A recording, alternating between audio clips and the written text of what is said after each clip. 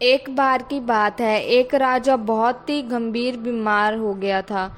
उसके शरीर में कोई भी दवा काम नहीं कर रही थी। डॉक्टरों ने भी हार मान ली थी। राजा के बेटे को बहुत चिंता हो रही थी। वह अपने पिता को इस हाल में देखकर बहुत दुखी हो रहा था। तभी एक बुद्धिमान व्यक्ति ने राजकुमार को बताया कि आपके पिता की बीमारी का कारण उनका खान पान और नींद है। अगर आप उनके खान पान और नींद के तरीके को बदल देंगे तो वे जल्दी ही ठीक हो जाएंगे। राजकुमार ने उस व्यक्ति की बात मान ली और अपने पिता के खान पान और नींद के तरीके को बदल दिया। कुछ ही दिनों में राजा की तबीयत में सुधार होने लगा और कुछ ही समय बाद वे पूरी तरह से ठीक हो गए। इस घटना से राजकुमार को ये समझ आ गया कि नींद और भोजन हमारे स्वास्थ्य के लिए कितने महत्वपूर्ण हैं।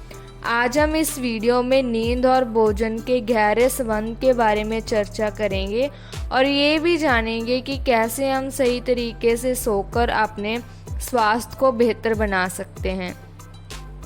नींद और भोजन हमारे शरीर के लिए ईंधन की तरह हैं। जब हम सही तरीके से खाते हैं और सही तरीके से सोते हैं तो हमारा शरीर भी सही तरीके से काम करता है और हम स्वस्थ रहने लगते हैं। लेकिन जब हम गलत तरीके से खाते हैं और सोते हैं तो हमारा शरीर भी खराब हो जाता है और हम बीमार पड़ जाते हैं। नींद और भोजन के बीच एक गहरा संबंध है। जब हम सही तरीके से खाते हैं तो हमें अच्छी नींद आती है और जब हम अच्छी नींद लेते हैं तो हम सही तरीके से खाना खा सकते हैं। अगर हम सही तरीके से नहीं खाते हैं तो हमें नींद नहीं आएगी और अगर हम सही तरीके से नहीं सोते हैं तो हमें भूख भी नहीं लगेगी। इसलिए नींद और भोजन दोनों ही हमारे स्वास्थ्य के लिए बहुत महत्वपूर्ण हैं। अब हम जानेंगे कि कैसे हम सही तरीके से सोकर अपने स्वास्थ्य को बेहतर बना सकते हैं। सबसे पहले हमें ये समझना चाहिए कि हमें कितनी नींद की ज़रूरत है। अधिकांश व्यक्तियों को रात में 7 से 9 घंटे की नींद की ज़रूरत होती है। बच्चों को और ज़्यादा नींद की ज़रूरत होती है। अगर हम पर्याप्त नींद नहीं लेते तो हमारा शरीर थका हुआ महसूस करेगा और हम बीमार पड़ सकते हैं। दूसरा, हमें ये ध्यान रखना चाहिए कि हम किस समय सोते हैं। हमें रात में 10 बजे से पहले सो जाना चाहिए क्योंकि ये हमारे शरीर के लिए सबसे अच्छा समय है। तीसरा, हमें ये सुनिश्चित करना चाहिए कि हमारा सोने का वातावरण शांत और अंधेरा हो। हमें अपने कमरे में ज़्यादा रोशनी नहीं रखनी चाहिए और हमें ऐसा बिस्तर चुनना चाहिए जो हमें आरामदायक महसूस कराए। चौथा, हमें सोने से पहले भारी भोजन नहीं करना चाहिए। हमें सोने से कम 3 घंटे पहले अपना भोजन कर लेना चाहिए। पांचवा, हमें सोने से पहले कैफीन और अल्कोहल का सेवन नहीं करना चाहिए। ये दोनों ही पदार्थ हमारी नींद को बाधित कर सकते हैं। हमें नियमित रूप से व्यायाम करना चाहिए। व्यायाम हमें थका देता है और हमें अच्छी नींद आने में मदद करता है। सातवां, हमें तनाव से दूर रहने का प्रयास करना चाहिए। तनाव हमारी नींद को बाधित कर सकता है। अगर हम तनाव से दूर रहते हैं तो हमें अच्छी नींद आएगी।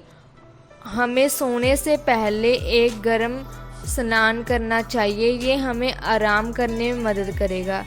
अगर हम इन सभी बातों का ध्यान रखते हैं तो हमें अच्छी नींद आएगी और हम स्वस्थ रहेंगे। अच्छी नींद लेने के लिए हमें अपने खान पान का भी ध्यान रखना चाहिए। हमें संतुलित आहार लेना चाहिए। हमें ताज़े फल और सब्जियां खाना चाहिए। हमें प्रत्येक पानी पीना चाहिए और जंक फूड और प्रोसेस्ड फूड से दूर रहना चाहिए। हमें नियमित रूप से व्यायाम करना चाहिए। यह हमें तनाव से दूर रखेगा। जब हम सही तरीके से खाते हैं और सोते हैं तो हमारा शरीर स्वस्थ रहता है और हम बीमार होने से बचते हैं। अच्छी नींद लेने से हमारा मन भी शांत और स्थिर रहता है और हम अपने काम पर बेहतर तरीके से ध्यान केंद्रित कर सकते हैं।